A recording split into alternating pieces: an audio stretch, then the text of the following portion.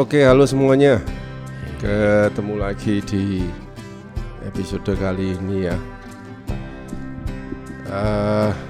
Betapa sulitnya membuat video ini ya. Karena semuanya harus sempurna, ya kan. Jadi pokoknya ngeflow aja. Ya ngeflow. Ya hari ini kita ada satu topik yang sebetulnya serius ya. Serius sekali. Serius. Tapi banyak orang yang juga tidak menyadari, tidak mengerti, tidak memahami, kemudian ada yang terjerumus dan sebagainya. Jadi nanti mereka ya juga menderita, terus ya mereka nanti ya juga endingnya akan kita kasih tahu. Iya, pelongo-pelongo gitu loh. Anda kalau mau membeli sesuatu, itu apa pertimbangannya? Ya gitu, ya apa sih itu sebetulnya? Ya kita tidak mau mention suatu merek, ya kan? Tapi yang terpenting adalah membahas bagaimana cara-cara mereka menjual barang-barang mereka, ya kan. Kita juga lihat kita harus juga memahami ya bahwa kita ini hidup di negara Indonesia, yang saat ini memang lagi gencar-gencarnya memang apa-apa dipajakin, ya kan misalnya, ya. Dan ya sepeda road bike ini bukan termasuk kebutuhan primer, ya kan? Jadi pasti dipajak. Karena itu harganya mahal. Ya, Anda harus menyadari ini. Kita bukan negara seperti Singapura, di mana Anda bisa ngimport sendiri dengan bebas door to door dan tidak dikasih pajak, tidak dipajak. Pajaknya kita bukan, pajaknya murah. GST-nya kalau nggak salah Singapura 7%. Nah, ya itu. Kalaupun ada murah, ya kan. Tapi Indonesia tidak. Ya, suatu saat kita berharap akan menuju ke sana. Kalau Indonesia sudah makmur, maka membayar pajak. Saya bayar. Pajak, ojo di skip.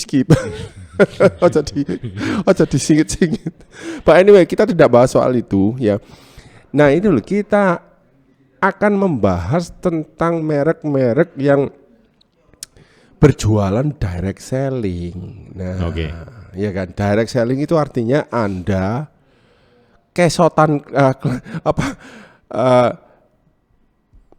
apa ya istilahnya bahasa Jawanya itu, tiduran apa ya itu ya, santai leha-leha di rumah. Anda bisa ngetik, lihat HP-mu, klik buy, nah itu, dan langsung masuk ke keranjang, terus habis itu dibayar, terus habis gitu entenono masuk di pintu rumahmu. Oh enggak, terima surat cinta dulu. Lah ya itu nanti yang akan bahas. Ya toh. Terima surat cinta. Itu terjebak. Banyak orang yang terjebak. Ya oke. Ya kita nggak usah mention ya. Anda tahu sendiri brand-brand apa yang direct sell. Ya kalau kita mention pun pasti ya Anda sudah tahu kok. Brand terkenal itu Canyon, yaitu terus apa Hyper, ya toh. Anda bisa beli sini di pabriknya loh malah. Ya toh. Malah Anda dikejar-kejar, dikirimi WA sama salesnya Hyper yang dari China asli. Nyuruh-nyuruh Anda, ayo beli beli 10 tak kasih murah. Terus Inggrisnya pating pecotot. Nah, itu dia. Ya. Jadi banyak yang sudah terjerumus di situ dengan ketarik dengan harganya kok murah, price listnya kok murah sekali. Begitu jatuh di Surabaya, masuk ke Indonesia. Terima surat cinta. Ya. Bukan hanya itu, parts-partsnya. Iya itu.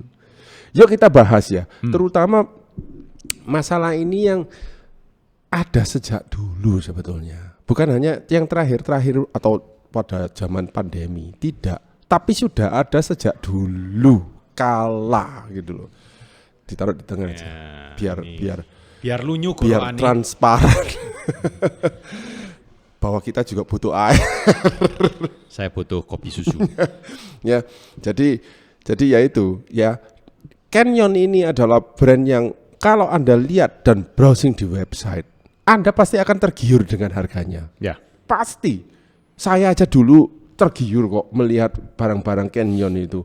Waktu dulu ya 7-8 tahun yang lalu ya, saya melihat Canyon itu bahkan mereka menjual sepeda-sepeda bekas yang habis dipakai oleh pronya. Misalnya Canyon Alex Dosset, saya masih ingat itu. dengan harga murah sekali loh, karena dianggap itu barang bekas. Iya, depresiasinya 0. Depresi, iya itu, ya. Jadi dijual dengan Canyon misalnya Aerox, dengan waktu itu group setnya yang paling top spec dan wheelsetnya ya juga top spec, tapi harganya 30 juta. Ya. Sampai sekarang pun merek Canyon itu berjualan dengan direct sell. Anda bisa belanja di WC pun bisa. Itu sambil jungkel Ya, WC itu ya. Ya. Jadi ayo kita bahas merek Canyon atau merek-merek lainnya pun yang direct selling ini plus minusnya itu di mana? Ya. Oke. Ya. Aku yakin tentunya kamu juga menemukan banyak ya customermu yang brand itu, tapi akhirnya di tengah jalan ya juga kepentok, ya kan? Bukan customer saja. Nah, apa? Saya juga. Untung aja saya enggak. Saya juga. Ya. Nah, cuma kalau saya alami kan kita beda. share. Oke, ayo kita gini. share. Kalau Anda memiliki kemampuan mechanical kayak saya, ya enggak apa-apa. Kemampuan mechanical. Ya. Dalam arti bisa ngutek-ngutek sendiri gitu. Ya ndak utek-utek sendiri toh, ya tahu caranya gimana. Oke, lanjut. Jadi memang gini kok ya, kalau kita mengacu ke video-video kita sebelumnya itu kan, kalau kita mau beli sepeda itu kan kita lihat dulu distributornya siapa, belinya di mana, warranty-nya apa, supportnya gimana. Betul, itu yang paling penting. Ya kan? Terutama kalau kita ngomong soal distributor. Distributornya mau di Singapura, di Timbuktu pun enggak masalah. Iya, enggak masalah. Asal after sales-nya itu Anda bisa jangkau dengan cepat. Betul. Kemudian ketersediaan part itu Anda bisa jangkau dengan cepat. Yes. Kalau sepeda Anda 5 apa 3 gitu enggak apa-apa, santai aja. Ya santai. Nunggu. Ya toh? Nanti sepedanya sitok. Nah, itu dia. Kayak iso mancal. Beri. Iya. Terus akhirnya malas gak mancal maneh. Iya, apalagi yang disalahin orang itu last minute ya. Nah, Sabtu Panderman, Jumat malam disuruh servis total. Loh, emang kita dukun. Disebuli menyan kok sehat enggak bisa. Oke, lanjut. Jadi gini. Ini pengalaman saya. Iya. Dan beberapa customer kebetulan mereknya sama. Itu memang kayak Canyon atau merek-merek lain lah, apapun ya mereknya sepeda itu kita import direct dari negaranya. Itu ya hampir semua merek sekarang sih melakukan direct selling. Iya. Ya hampir semua merek. Tapi ada beberapa itu yang harus kita cermati. Perwakilannya ada enggak di areal kita. Jadi kalau di dunia web itu kan dibagi Asia Pasifik. Itu meliputi seluruh wilayah Asia plus Australia. Itu Asia Pasifik. Amerika, Afrika, Eropa. Ya kan? Pembagian zonanya seperti itu. Jadi kalau kita membeli suatu merek, pastikan bahwa dia punya perwakilan untuk Asia Pasifik. Itu dulu perwakilan support tuh ya, perwakilan support untuk Asia Pasifik. Nah, kemudian kita juga harus lihat kalau Anda mungkin bisa mengakses internet atau Anda biasa berhubungan dengan dunia maya ini, Anda bisa mencari literaturnya itu banyak tentang merek tersebut atau tipe tertentu. Pelajari betulan, kalau ndak ngerti boleh minta tolong kita atau orang yang ngerti. Tunjukin, kasih linknya videonya, seperti ini kelemahannya apa, maka biasanya seorang mekanik atau seorang pemain sepeda yang udah lama dan betul-betul paham, dia bisa ngasih ulasan, ini agak susah loh nih partnya atau apa. Nah ini memang kita alami waktu itu hanya sebuah bearing. Nah, ingat loh ya, omongannya Erik ini masih kulitnya loh, jeroannya sih belum. Nah ini pelan-pelan dia akan dia akan dipeleceki sitok-sitok. Iya, ayo. Jadi bearing aja. Waktu itu memang sepeda ini ingin melakukan maintenance. Otomatis kan juga ganti kabel. Ganti kabel itu kan buka forknya. Begitu dibuka, jelek, frognya brodol, bearingnya jatuh sendiri satu-satu, gotrinya pronol dewi-dewi. Waduh ini, ya toh. Kebetulan saya bongkarnya depannya ownernya. Saya bilang, kok headsetmu brodol gini. Iya. Dah, waduh di sini ada ndak tahu. Coba kita ukur dulu. Saya ukuri semua. Brodol disuruh ngukur, ya apa caranya, Rik? Ya kan dari outer race-nya masih ada. Ya aku yakin kamu pasti bisa, kamu memang serba bisa kok, Rik. Enggak apa-apa. Teruskan. Nah, terus Ya. saya ke toko bearing. Ya. Tanya ukuran bearing ini ada ndak ada. Satu Raden Saleh itu tak upek-upek. Nggak ada. Kapan kok? Terus saya tanya token. Ada ndak ini? Ukurannya sekian. Iya. Nggak ada, Pak. Saya tanya merek lain lagi, merek Polygon, merek Oppo, sampai yang merek Cina-Cina, tuanya semua. Nggak ada, Pak. Tahu, kendalanya bukan di diameter, tapi derajatnya. Nah, Jadi bearingnya headset itu hati-hati, bukan asal bearing gitu, tapi ada derajat kemiringan yang harus. betul, itu tapernya itu ya. Tapernya itu harus diperhatikan. Muter sana sini tidak ada. Akhirnya saya cari di web, saya search Google, keluar. Ternyata satu perusahaan Jerman itu memang khusus memproduksi headset itu. Rik. Perusahaan Jerman. Harganya Satu headset itu. satu set headset atas dua bearing atas bawah ya, termasuk C-ringnya, itu 60 sekian euro. Oke, itu harga di situ, Rik. Nah, saya sebentar. Ya wis. Lanjut. Ongkos kirim 100 euro. Pajak plus jatuh di sini 2,5 juta headsetnya. Ya enggak apa-apa, Rik. Tapi ada orang yang bangga, Rik. Makin jelimet, makin bangga loh dia. Mata ini mekanike itu. Dia mikir, sepedaku istimewa, gara ada wong ngelu. Bangga. Nah, itu ya. Itu sudah kecentok. Nah, itu Bearing akhirnya apa yang dilakukan? Karena ongkos kirimnya mahal.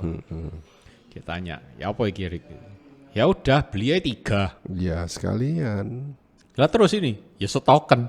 3-6 jutaan loh guys, hanya untuk bearing. Terus, lah kalau sepedanya bosan dia jualan sak headset itu, mau ya apa? Headset bearingnya Giant aja enggak sampai 250 ribu. Nah, itu. Punyanya Pinarello itu 1,3 di Indonesia itu. Punya aku pakai tripik aja cuma berapa? 145 ribu. Nah, iya. Nah, udah. Akhirnya datang, pasang, selesai. Nah, untungnya Koyakob, saya berhasil menemukan setiap butiran gotri yang protol tadi. Tak kelumpuk no.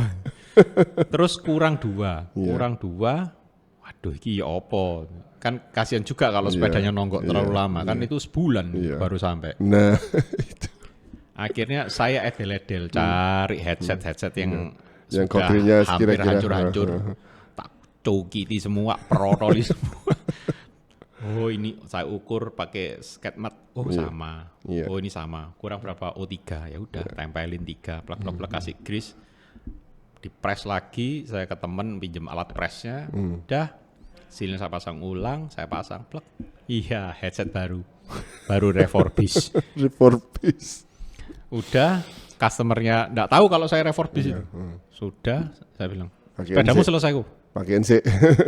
Loh. Alah bearingnya kan enggak ada. Bisa.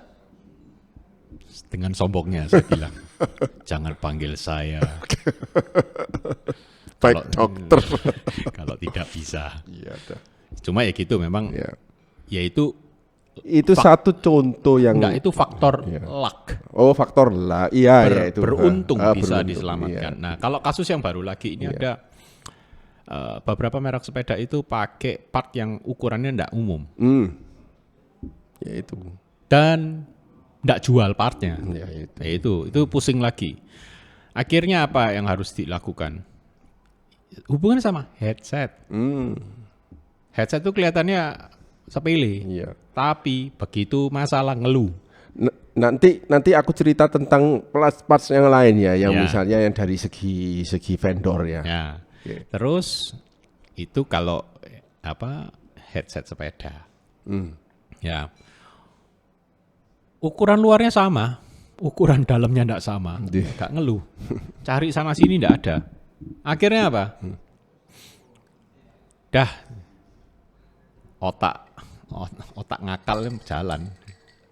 Saya ukur, saya bikin pakai 3D printer, siringnya, selesai udah. Nah, bagaimana dengan nasibnya orang-orang lain yang enggak kenal kamu, Rick? Nah ya karena itu, bijaklah memilih. Yeah. Jadi memang part-part sepeda yang direct sales ini memang agak susah. Bahkan sepeda yang tidak direct sale aja kadang-kadang juga susah. Jadi mending Anda cari sepeda yang kayak apa sih? Ya, Anda cari sepeda yang mereknya aneh-aneh sih, oke-oke aja, sah-sah aja. Yang penting Anda tahu di mana mendapatkan partnya. Atau Anda tanya ke dealernya atau perwakilannya, distributor atau showroomnya di Indonesia, tanya ini ukurannya berapa, ini ukurannya berapa. Okay. Kalau mereka tidak bisa jawab, tidak usah tuku. Berarti tidak tahu sepedanya. Itu dia membahas dari aspek partnya. Parts dan servisnya ya. Nah terus kalau misalnya Anda beli direct, terus perwakilan Asia Pasifik tidak ada. Ya Anda satu akan habis dana itu hanya untuk mengirim part. Jadi misalnya wheelset lah, kita anggap wheelsetnya masalah. Untuk itu bakal jeru itu. Nah, bukan hanya dia yang menderita nanti.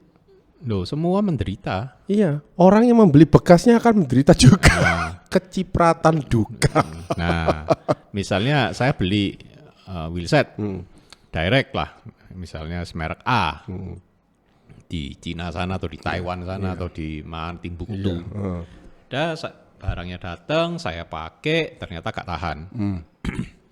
Ada crack misalnya atau spoknya putus atau apa, saya klaim garansinya.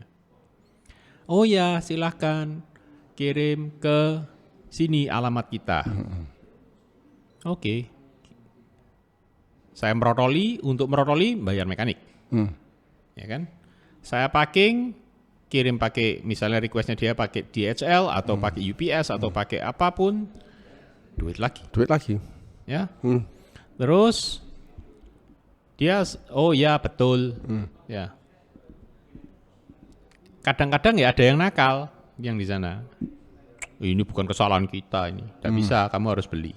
Lah gak moncrot. Nah, andai kata warrantinya berlangsung dengan smooth. Ya. Dikirimlah item itu balik ke Indonesia. Iya. Kena lagi kamu. Kena lagi pajak. Kadang-kadang bea cukai itu kadang-kadang ya gitu. Ya kena lagi pajak. Pokoknya saya tahunya sepeda road bike itu barang mewah, wis pokoknya gitu. Nah, itu. Yang bikin image itu muncul kan karena cyclistnya sendiri. Iya. Oke. Padahal MTB ya lebih mewah lagi. Iya. Makanya ya. Itu dari segi Erik yang cerita loh, itu padahal hanya sekelipet. Kalau mau tahu betulan. Nah, kalau dari segi saya itu mata rantainya itu loh, Rik. Iya, mata rantainya panjang kok ya. Mata rantainya. Jadi gini, pada waktu seseorang membeli baru, misalnya brand tersebut, misalnya ya brand Canyon, dia happy, namanya barang baru, Rik. Ya, katakan dia beli sendiri, misalnya dari Canyon Jerman sana, akhirnya terkirim, tapi jatuhnya podo ae. Iya, memang. Ya jadi gini kok ya, Kok. Mereka melakukan setelah dikalkulasi lu lak podo ae aku ambek beli sing brand iki di Indonesia. Tahu yang bikin gapnya itu mengecil adalah ongkos kirim. Ongkos kirim dan pajak, Rik. Iya, pajaknya sekarang tinggi. Itu. Nah, kalau Anda mau main gelap-gelapan, ya bahaya. Ya enggak mungkin, soalnya barangnya gede. Iya. Dan lagian sekarang everything is online, ya toh. Lah kalau kena ya, bisa dilihat. Bisa bonyok. Bonyok. Nah, terus belum lagi kena perbedaan kurs. Belum lagi resiko asuransi lah, inilah itulah, oh banyak. Nah, sedangkan kalau kita beli yang dealership-nya itu ada di Indonesia ya. Kenapa kok harganya bisa mirip-mirip? Akhirnya satu komponennya kan ongkos kirim, selisih kurs, kemudian pajak, insurans yang harus dibayar, dan insurans kan hangus itu. Nah sekarang, loh lah kok bisa? Yang ini didatangkan jumlah besar, lah kok bisa murah? Jadi gini, beberapa dealer itu kan punya mata rantai distribusi. Ya, distribusinya itu yang unggul ya. Yang kadang dari sisi manufaktur, atau pabriknya itu kan udah memperhitungkan. Dan juga kita kan bisa negotiate kalau jumlahnya gede. Kita minta FOB mana? FOB Surabaya atau FOB mana? Oh, saya minta ini freight-nya sekian, ini sekian, rate-nya batasin di sekian bisa.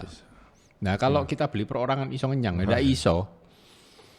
Pon sitok kan macem kan gitu. Jadi salah satu contoh yang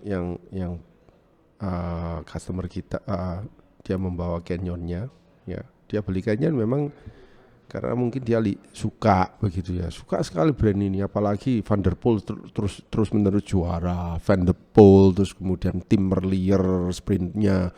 Jadi dia pikir gunung menang, darat menang, flat menang. Satu yang enggak menang dia. Apa? Udara.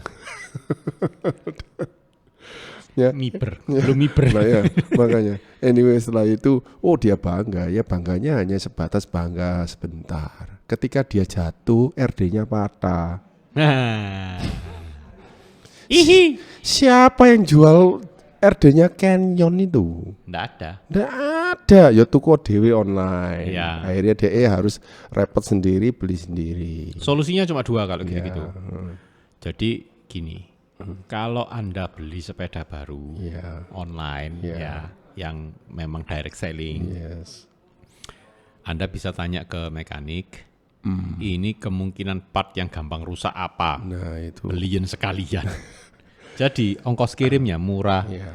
Ya, terus belum itu tuh RD hanger. Belum lagi headset yang parts yang harus diganti karena korosi, ya kan. Terus kalau ini mata rantai lanjutan, dia bosen, dia jual, dibeli temannya yang ukurannya beda.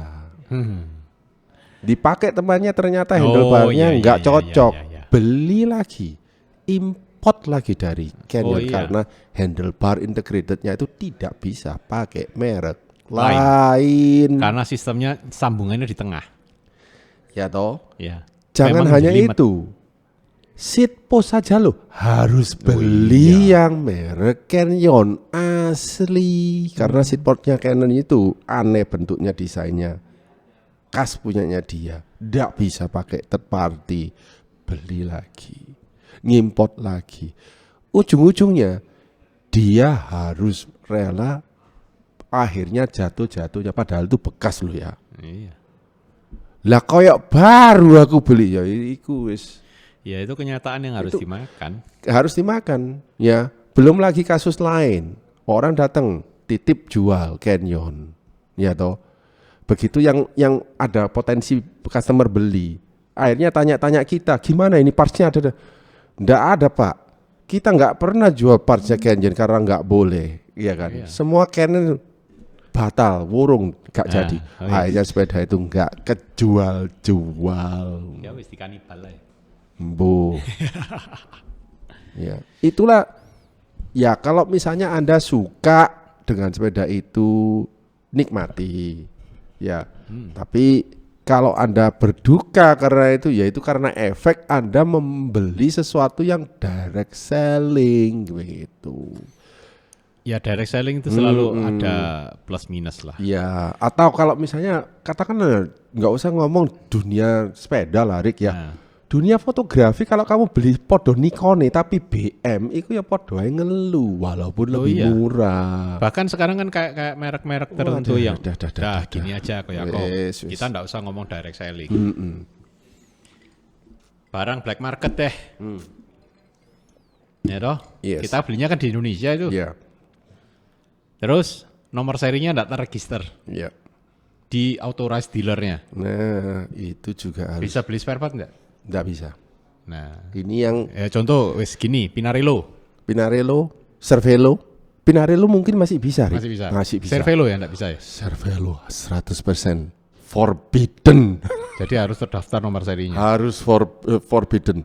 Pinarello aku nggak ambil pusing kamu beli di mana, kamu import dari France kayak Spain kayak kamu beli parts di aku masih bisa jual, no problem. Kalau Cervelo forbidden. Verboten gitu. Ya. Jadi istilahnya beginilah. Oke. Setelah lewat diskusi ini, bagaimana kita ini mau memberi informasi tentang hal-hal yang misalnya, kenapa sih kok Anda mau repot-repot dengan membeli barang-barang yang seperti itu, padahal iya banyak loh barang-barang yang di Indonesia yang resmi Anda bisa beli gitu loh. Apakah Anda ini seorang yang aneh? Aneh artinya bukan aneh. Kadang gini kok. Gatel kalau misalnya ya kita ya ini sifat sangat manusiawi lah. Saya bilang manusiawi. Oke, betul. Sekarang saya jadi psikolog. Iya. Impulsif. Iya. Dan keinginan manusia untuk menjadi eksklusif. Iya. Pokoknya belakangnya if. Iya. Impulsif, eksklusif. Itu yang mendrive kita untuk membeli barang yang kadang tidak umum. Iya. Sekarang gini kok. Ada beberapa orang yang tidak menyukai sepedanya digambari orang lain. Iya. Baik dari warna, tipe, kadang merek. Iya. Dan dia merasa bahwa dengan sepeda yang mereknya beda, motifnya beda, apa semua beda, fully custom, itu adalah sebuah prestige. Ya memang kalau kita sudah runningnya ke arah sana, pasti ada harga yang harus dibayar untuk sebuah prestige. Akhirnya dan ada resiko yang harus ditempuh hanya untuk sebuah prestige. Contoh, kalau kita ngomong sepeda mungkin agak nggak ngeh karena mereka tak terbiasa. Mobil aja. Kalau Anda beli mobil complete build up, ya, yang memang di Indonesia melalui importir umum misalnya, Anda misalnya beli K-car-nya Jepang ya merek misalnya Daihatsu atau Suzuki ataupun Toyota memang di Indonesia ada, dealernya ada, tapi tipe itu tidak masuk Indonesia. Iya, tidak masuk Indonesia. Kayak Anda saya beli, pernah lihat Daihatsu Copen. Ada yang punya loh Daihatsu Copen. Satu saya yang pernah lihat di Surabaya ini. Terus Anda beli melalui importir umum, rusak, ada masalah sama mesin. Anda mau cari spare partnya di mana? Singapura belum tentu ada, mau ndak mau harus ke Jepang. Nah, otomatis hanya misalnya untuk dapat baut sak biji atau opo yang bentuknya aneh gitu, cuma aduh sepele. Anda harus ngimport, harus nunggu mobilnya nongkrok, nggak bisa dipakai. Nah itu memang ya harus ada harga yang pasti Anda bayar untuk menjadi eksklusif. Ya itu resiko. Bijaksana kalau Anda tidak siap untuk itu, ya wis tuku sing umum-umum ae. Gitu. Sama saya main moge dulu ya, sama. Iya. Ya. Dan yang satu hal lagi yaitu itu direct selling seperti hyper wheel set itu yang akhirnya pabriknya sendiri loh bisa ngubungi Anda. Nah itu gini kok. Ya memang ini menjadi sebuah tren ya, sebuah tren baru. Jadi Anda ini HP-nya dihubungi, lu mau beli ndak? Lah Isa kamu jangan beli satu, beli 10 tak kasih harga jauh lebih murah. Emang gua toko. Ya loh. Jadi gini. Jadi kalau dulu sebentar. Ada loh Rick, kemudian anak-anak cyclist itu yang kemudian oportunis toh. Kulaan dhewe Rik. Iya, kulaan dhewe. Sak losin mari ngono didistribusikan ke teman-temannya. Nah, terus Endi juntungnya sekarang? Bagaimana kelanjutannya? Hancur lebur ya nggak ada apa-apa sudah. Iya, jadi gini loh. Nasibnya gimana? Enggak tahu. Jadi gini, ada kalau kita bicara wheelset ya. Iya. Wheelset itu adalah komponen sepeda yang paling rentan. Wheelset itu paling rentan. Jadi kalau bisa Anda beli wheelset itu adalah yang distribusinya jelas. Iya itu. Dan Anda bisa langsung ke authorized sellernya. Ya, saya curiga juga akhirnya yang datangkan wheelset itu akhirnya sering diklaim teman-temannya. Loh kok pedot akhirnya dia bingung dewek dan itu cuci memang tangan akhirnya, cuci tangan. Memang itu gini kok Yakob. Spoke carbon. Spoke carbon itu memang kalau di dunia mekanik itu paling dibenci. Nah. Dan memang tidak disarankan untuk dipakai. Mas. Kecuali Anda main untuk kompetisi. Iya. Kalau Anda main hanya untuk hari-hari jangan pakai spoke carbon. Atau kalau misalnya memang Anda rela rusak buah, wis. Jangan.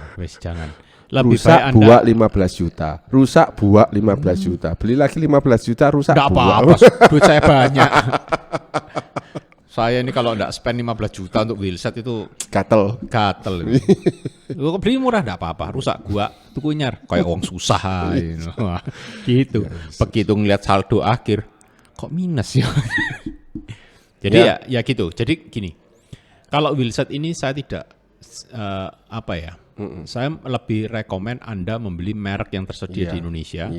Dan authorized sellernya ada. Authorized sellernya ya. Kalau authorized seller itu ada, maka Anda dengan mudah melakukan klaim garansi. Yes. Dan proses klaimnya cepat dan biayanya murah. Anda paling ya duit parkir tok sing metu. Tapi kalau Anda membeli direct selling untuk sebuah wheelset di mana resiko rusak itu tinggi, ya itu biayanya untuk ngirim itu sudah gede. Apalagi kan wheelset itu ringan, hitungnya kubikasi. Lah kubikasi berapa? Nggak cocok. Oke lah ya, kita harus cut juga ya. Kalau misalnya harus jurpol itu ya. Tapi kalau misalnya Anda salah satu dari subscriber kita, viewer kita yang aku pernah kecentok, aku pernah tuku iki ya. Tapi gini kok Yakob, saya salut sama satu brand Canyon ini. Salut. Ya memang ada plusnya. Ya, plusnya dia komit. Iya, dia komit. Ya memang dia bukan masalah non komit atau enggak. Dia komit sekali gitu. Cuman ya gitu, kita di sini itu terbentur adalah dengan biayanya.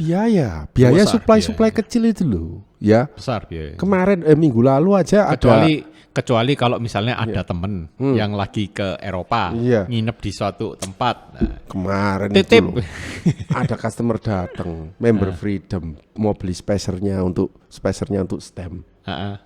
Kan enggak ada itu, kan khusus itu bentuknya. Iya. Enggak ada khusus. Enggak ada. Beliau dewek.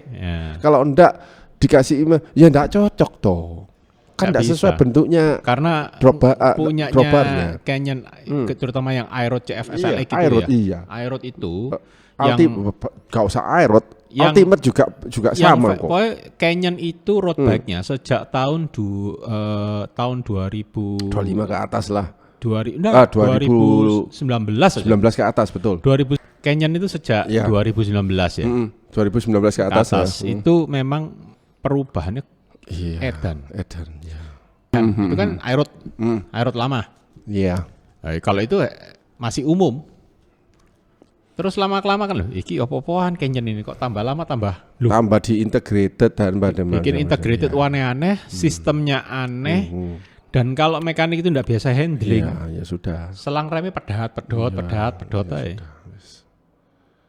Terus klemnya drop bar itu khusus. Iya, semua khusus. Nah itu. Ya jadi memang harus kita pertimbangkan baik-baik Ya, lah. pertimbangan untuk itu. baik-baik. Kelihatannya kadang kalau Anda menemukan frame itu second atau apa, ya kelihatannya murah. Ya, memang kelihatannya murah karena apa? Karena supportnya susah. Udah itu tok. Ya kayak sepeda saya Birdy itu. Dulu Excel-nya susah cari di sini. Harus dari Singapura. Tak pikir, iki Excel harganya cuma 150.000, ongkos kirimnya 200.000, iki opo-opoan. Oke. Ya, sadar, melek. Dan akhirnya episode kali ini ya juga menjadi edukasi juga bagi semua orang, bagi khususnya konsumen sepeda, baik yang sudah lama atau baik yang masih baru. Semua Jadi, bisa memahami. Sekarang kalau misalnya, ini saya akan kasih tips sekarang. Ya. Tips yang Anda harus lakukan kalau Anda memang senang beli direct selling gitu. Jadi misalnya Anda membeli sebuah sepeda full bike yang mereknya di Indonesia tidak ada distributornya. Anda minim harus membeli drop out cadangan. Cadangan, handlebar dengan terus headset cadangan, karena RD cadangan, ya atau RD hanger cadangan. Itu drop out tadi. Bearing cadangan. Bearing headset terutama, kalau bottom bracket dia masih ngikutin lah. Ya. Dua komponen ini Anda harus siap. Jadi Anda beli satu spare. Jangan lupa Rik, pernik-pernik kabel-kabel itu loh Rik. Karet-karet yang pernik-pernik kan itu nggak bisa loh pakai brand lain. Iya, grumet itu. Komponen yang terbuat dari namanya plastik. Grumet. Dari plastik atau karet yang made in Europe. Yes. Jarang sekali yang bisa survive kena iklimnya Indonesia. Iklim tropis itu jahat. Betul. Ya. Bisa meledak dewe. Oh, enggak meledak tok, pecah, lengket. Iya, waduh. Benyek gitu. Apalagi kalau kita kurang perawatan, tambah remek. Jadi, enaknya tuku apa? Iya. Tuku Polygon. Pabriknya Paraniai. Iya. Oke. Itu. Terus untuk pembelian wheelset atau barang-barang yang resiko kerusakannya tinggi. Iya. Itu apa? Yaitu barang-barang yang menerima beban pada saat kita cycling. Contoh ya yang paling kelihatan adalah wheelset. Jangan melakukan direct selling untuk wheelset karena apa? Alasannya satu, barang ini mudah rusak. Iya. Ya. Kedua, untuk Anda melakukan klaim warranty, Anda harus ngirim ke sana itu waktunya lama. Yes. Dan juga biayanya mahal. Iya. Ongkos kirimnya mahal. Pada saat Anda menerima lagi, itu pajak yang Anda harus bayar juga mahal. Iya. Oh, kalau dulu kan trik-triknya orang itu melakukan down value. Sekarang nggak bisa. Guys. Sekarang, lah emangnya orang bea cukai itu nggak melek teknologi? Bisa dilacak. Nah, itu. Jadi kalau bisa beli aja yang ready di sini, distribusinya jelas, ada auto resellernya, lebih enak. Ya. Oke. Ya. Thank you, kita harus stop karena semakin dalam, semakin memanas, semakin kemana-mana. Ya. Sampai ketemu di episode selanjutnya. Terima kasih.